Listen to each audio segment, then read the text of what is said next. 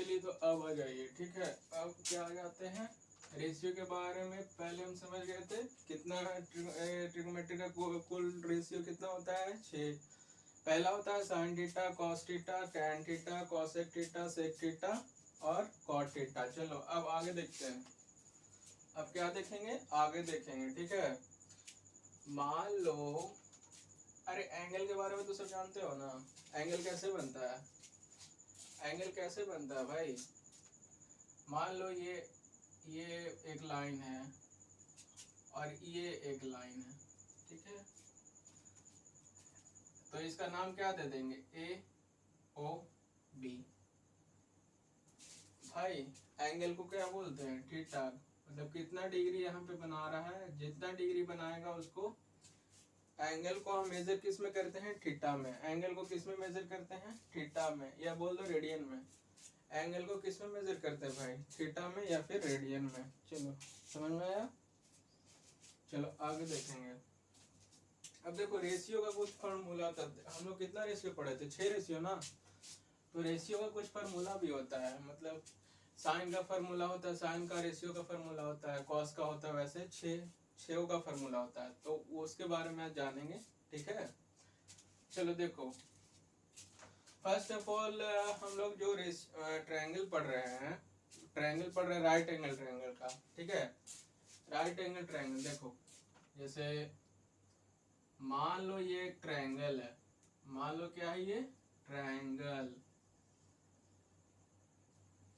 क्या, मान लीजिए इसको एक ट्रायंगल है, ठीक है। ए बी सी, साइड का नेम दे दिए, ठीक है। यहाँ पे राइट एंगल बन रहा है, ठीक है। इस ट्रायंगल में राइट एंगल किस पे बन रहा है, एंगल बी पे, ठीक है। अब देखो यहाँ पे राइट एंगल बी पे बन रहा है तो ये 90 डिग्री हो जाएगा। चलो साइड का नेम भी दे देते हैं, ए बी और नीचे सी। ए बी का लेंथ कितना हो गया भाई, ए सेंटीमीटर, कुछ भी का दो unit, a unit. B C का लेंथ कितना हो गया, सी यूनिट। और ए सी का लेंथ कितना हो गया, बी यूनिट, ठीक है। इसमें कोई डाउट, नो डाउट। चलो देखते हैं आगे। अब देखो यहां से तीनों का साइड पता है, ठीक है। नहीं यहाँ सी नहीं होगा, यहाँ सी नहीं होगा, यहाँ सी नहीं होगा, यहाँ सी नहीं होगा। चलो देखते हैं भाई। देखो हाइपोटेनस का लेंथ दिया हुआ है, हाइपोटेनस का लेंथ दिया हुआ है, ठीक है। और परपेंडिकुलर का लेंथ दिया हुआ है। तो भाई एक थ्योरम आता है, ठीक है। एक 10th क्लास में थ्योरम आप लोग पढ़े हो, पाइथागोरस जिसका नाम है, Pythagoras theorem. Pythagoras theorem, Pythagoras theorem के बारे में आप लोग कभी पढ़े हो। पाइथागोरस थ्योरम क्या कहता है भाई, पाइथागोरस थ्योरम कहता है कि हाइपोटेनस का स्क्वायर इक्वल टू परपेंडिकुलर का स्क्वायर प्लस बेस का स्क्वायर। हाइपोटेनस का स्क्वायर इक्वल टू परपेंडिकुलर का स्क्वायर प्लस बेस का स्क्वायर। अब यहां से एक बात और जानेंगे, ठीक है। एंगल के सामने वाला साइड को क्या बोलेंगे भाई, एंगल के सामने वाला साइड को क्या बोलेंगे, हाइपोटेनस। एंगल के सामने वाला साइड को क्या बोलेंगे, हाइपोटेनस। भाई इसको रट लो,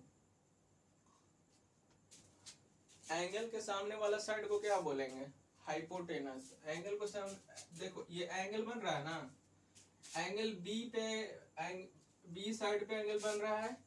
तो बी के सामने वाला जो साइड हुआ क्या कहलाएगा, बी के सामने वाला साइड क्या कहलाएगा, हाइपोटेनस, ठीक है।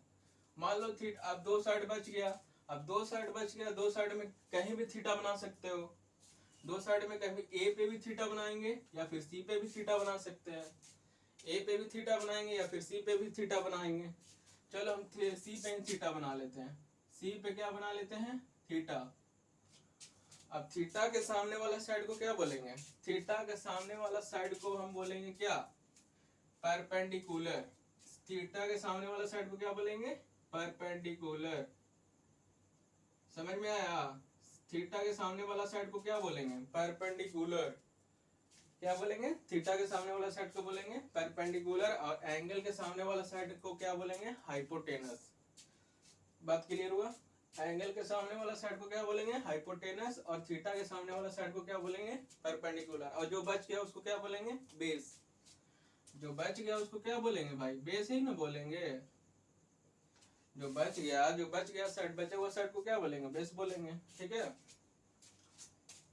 अब आगे देखो, पाइथागोरस थ्योरम पे आ जाओ।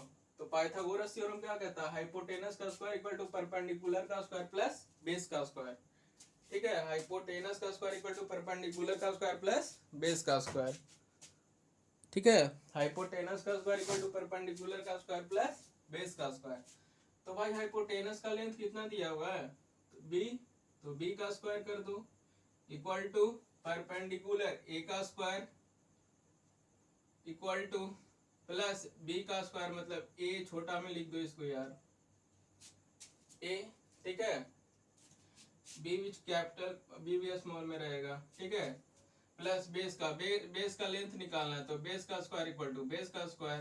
ठीक है, अब देखो बेस ए, मतलब इसको करने आता है इधर, देखो ये कांस्टेंट है, कांस्टेंट इधर आएगा तो इसका साइन चेंज हो जाएगा।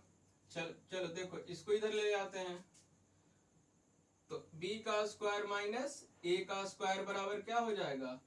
b का स्क्वायर, मतलब बेस का स्क्वायर। यहाँ से बेस का स्क्वायर का लेंथ निकल गया। ये तो बेस b का स्क्वायर का लेंथ निकला है ना, बेस का स्क्वायर का लेंथ हमको निकालना क्या है? बेस का लेंथ।